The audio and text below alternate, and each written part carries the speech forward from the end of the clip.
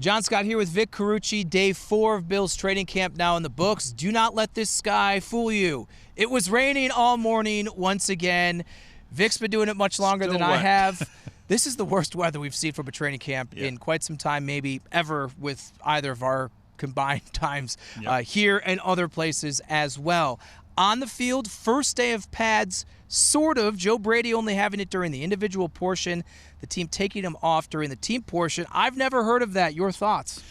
Very different approach, and I get it. It's Joe Brady putting his stamp on this team, the earlier practice time, other changes he's made.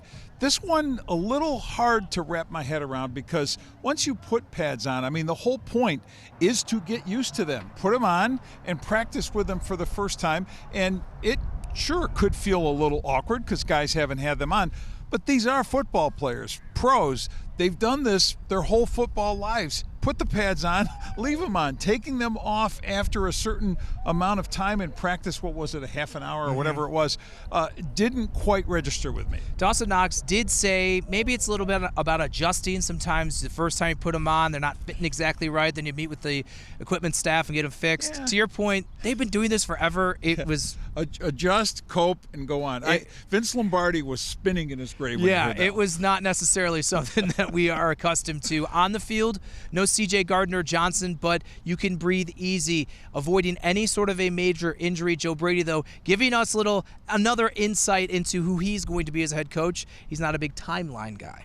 No, not at all, and I get that too, because the minute you mention time and he goes beyond that, okay, is there a setback? And the questions arise. But it was the best possible news given what the earlier thoughts were, maybe an Achilles injury or whatever. But the fact that he has something that is lower calf strain is the kind of thing that sounds like it won't be prolonged, but let's see how long it does take. It could very well bleed deeper into preseason and possibly into the season, only because you want to make sure the guy's fully healthy and ready to come back. Damar Hamlin, Geno Stone, the two getting reps in place of CJ Gardner-Johnson. Speaking of the defense, their change to a 3-4 might actually be the best thing for the Bills' offense. Explain.